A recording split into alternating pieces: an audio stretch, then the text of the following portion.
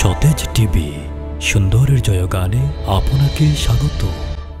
হে মুসলমান, রাহমাতুল লিল আলামিনের জবানে কোরআনের তিলাওয়াত শুনে কাফের বেঈমান মুসলমান হয়ে যায়।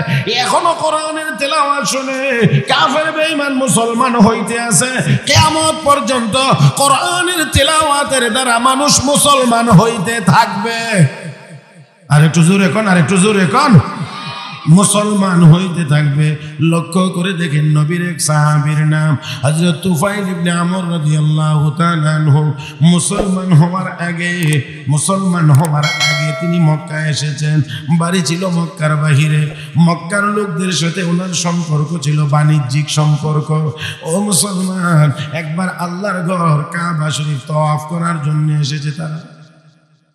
তুফাইল ইবনে আমর তিনি বলেন, আমি যখন মক্কায় আসলাম আমার বন্ধু বান্ধব বলতে শুরু করেছে, ও তুফাইল, তুমি হয়তো জানো না আমাদের মক্কাতে একজন ব্যক্তি আছে, নাম তার মুহাম্মদ, জোরে কোন সাল্লাল্লাহু আলাইহি ওয়াসাল্লাম। তার বাবার নাম আব্দুল্লাহ। সে নিজেকে নবী বলে দাবি করে, আর তার উপরে একটা কি নাজিল হয়, কি কিতাব বলে, নাম কোরআন। এই কোরআন তেলাওয়াত করে মানুষকে শোনায়, যার তেলাওয়াত শুনে অসংখ্য অগণিত মানুষ বিধর্মী হয়ে গেছে। বুঝেননি আপনারা বিধর্মী কোনটা? মুসলমান হইলে তারা বলতো বিধর্মী হয়ে গেছে। আমার ভাইরা, আমার বন্ধুরা, এই জন্য তুফাইল তুমি কিন্তু তার কাছে যাইও না, তার তেলাওয়াত শুনবেও না। তুফাইল ইবনে আমর বলেন, অবশ্যই আমি যাব না, আমি তার কণ্ঠে তেলাওয়াত শুনবো না। এখন তার বন্ধু বান্ধবেরা মক্কার লোকেরা কত, তুফাইল ইচ্ছা করে শুনবা না, অনিচ্ছায় যদি কানে আওয়াজ চলে আসে তখন কি করবা? কথাও তো একটা কথা, তাহলে কি করা যায়? কানের ভিতরে তুলা ঢুকায় দেই, তুলা, যাতে করে কোনোভাবেই মুহাম্মদের কণ্ঠের কোরআনের তেলাওয়াতের আওয়াজ আমার কানের মধ্যে পৌঁছতে না পারে। এবার আপনারা জবাব দিবেন, তুলা হইলে এই কানে আমার আল্লাহ চাইলে আওয়াজ পৌঁছাইতে পারবেন না। মাশাআল্লাহ, বুঝলে আর একটু জোরে বলবেন, আমার আল্লাহ চাইলে তুলার ভিতরেও আওয়াজ পৌঁছাইতে পারবেন না পারবেন না? আমার আল্লাহর পক্ষে কোনো কাজ অসম্ভব? তুলা কেন, আরো কোনো কিছুর ভিতরেও যদি হয় তাহলেও আমার আল্লাহর পক্ষে এটা অসম্ভব। দেখেন, কানের ভিতরে তোলা, উদ্দেশ্য হলো শুনবে না, উদ্দেশ্য হলো নবীর কাছে যাবে না। ও বন্ধুরা, শাইখুত তাফসীর হযরত আকদাস মাওলানা ইদ্রিস কান্দলবী রাহমাতুল্লাহি আলাইহি তার কিতাবের মধ্যে লিখেছেন সিরাতে মুস্তাফা। সেই কিতাবের মধ্যে তিনি লিখেছেন, হযরত তুফাইল ইবনে আমর রাদিয়াল্লাহু তাআলা আনহু তিনি বলেন, আমি এবার কাবা চত্বরে যাব, তওয়াফ শুরু করব। আগেই জানার চেষ্টা করছি মুহাম্মদুর রাসূলুল্লাহ কোন দিকে আছেন। যদি এই দিকে থাকেন আমি এই দিকে যাব, এই দিকে থাকলে এই দিক দিয়ে যাব, যাতে করে এই তওয়াফের ভিতরেও ওনার সাথে আমার কি না হয়, সাক্ষাৎ যেন না হয়, আওয়াজ যেন কানে আসতে না পারে। হযরত তুফাইল বলেন, এবার আমি রওনা করলাম। বন্ধুরা, রওনা করছে, মনে করেন না এই দিকে যাচ্ছে, এই দিকে আর কোনো দিক তাকাবে না, নবীর কাছে যাবে না, এই জন্য সোজা এই দিকে যাইতে আরম্ভ করেছে। চলতে হঠাৎ তার চোখ ঘুরায়া নজর পড়ে গেছে বিশ্ব নবীর চেহারা মুবারকের উপরে। এবার আপনারা একটু বলবেন কি, আমার আপনার নবীর চেহারা মুবারক অসুন্দর না সুন্দর? ওরে মুসলমান, আর একটু জোরে কোন, অসুন্দর না সুন্দর? তাহলে একটা কথার শুধু জবাব দিবেন, আমার নবীর চেহারা মুবারক সুন্দর, শুধুমাত্র সুন্দর না, আমার আপনার নবীর চেহারা মুবারক এত সুন্দর, আমার নবীর আগেও এমন সুন্দর চেহারার কেউ হয় নাই। কিয়ামত পর্যন্ত আমার নবীর চেহারা মুবারকের মতো সুন্দর চেহারাওয়ালা আর কোনো মানুষ আসবেও না। আমার নবীর উপরে এসে নবুয়ত যেমন করে শেষ, আমার নবীর উপরে এসে পৃথিবীর সৌন্দর্য। তার মানে হলো নবীর চেয়ে সুন্দর আর কেউ হবে?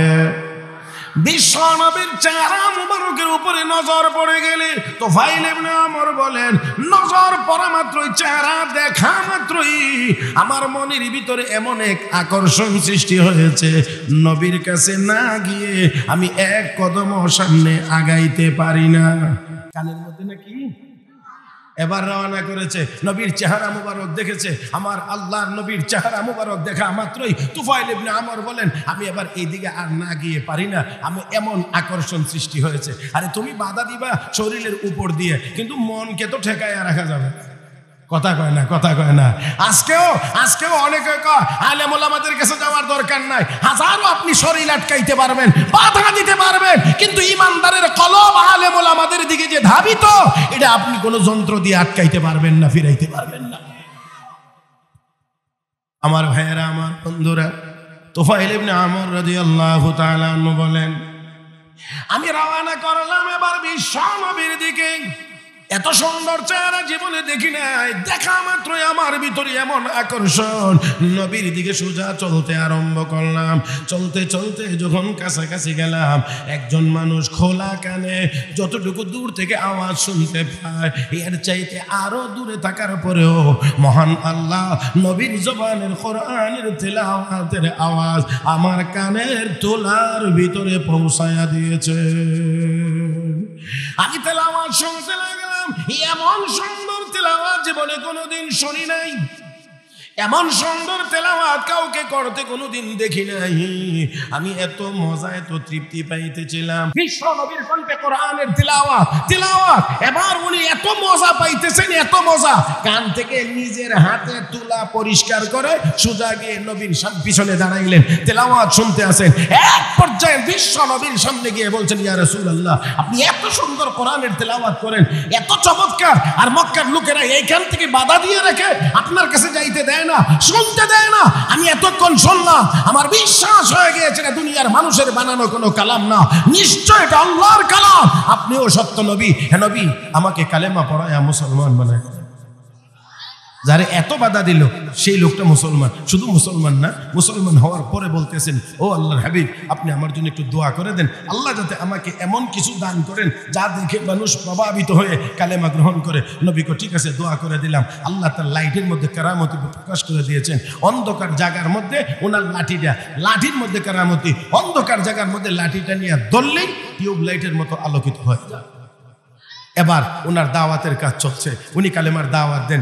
বিশ্ব নবী হিজরত করে যখন মদিনায় গেলেন, হযরত তুফাইল একা প্রায় 50টি পরিবারের মানুষকে মুসলমান বানায়া সবাইকে নিয়ে বিশ্ব নবীর মদিনায় হিজরত করেছেন। মুহতারাম হাজিরিন, তাহলে আসুন, আল্লাহর নবীকে আল্লাহ নির্দেশ দিয়েছেন, হে রাসূল, উতলু মা উহিয়া ইলাইকা মিনাল কিতাব, হে নবী আপনি কোরআন তেলাওয়াত করেন, যেই কোরআন আপনার উপরে নাজিল হয়। আমি আওয়াজ করে আপনাদের কাছ থেকে জবাব চাইবো, এই কোরআনের তেলাওয়াতের দরকার আমাদের নাই না আছে? জোরে বলেন না, নাই না আছে? আমার ভাইয়েরা, কোরআনের তেলাওয়াত ঘরে ঘরে হইতে হবে, প্রত্যেকটা সদস্যকে কোরআনের তেলাওয়াতকারী হতে হবে। দুর্ভাগ্য আমাদের, আজকে সে আমাদের ঘরের তেলাওয়াতের জায়গাটা গান বাজনা টেলিভিশনে দখল করে নিয়ে গেছে। মুসলমানের ঘরের ভিতরে এখন আর কোরআনের তেলাওয়াতের আওয়াজ পাওয়া যায় না।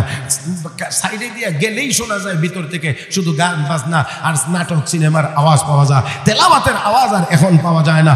মুসলমান প্রত্যেকটি মানুষ যদি আমাদের ঘরে ঘরে কোরআনের তেলাওয়াতের আওয়াজ যদি আমরা চালু করতে পারতাম, অভ্যাস যদি এই আমলের অভ্যাস যদি করতে পারতাম, তাহলে আমার বিশ্বাস হয় কোরআনের তেলাওয়াতের আওয়াজে অন্য জাতি ধর্মের যে লোকেরা আছে শুধু তেলাওয়াতে মুগ্ধ হয়েই তারা কালেমা পড়ে মুসলমান হয়েছে।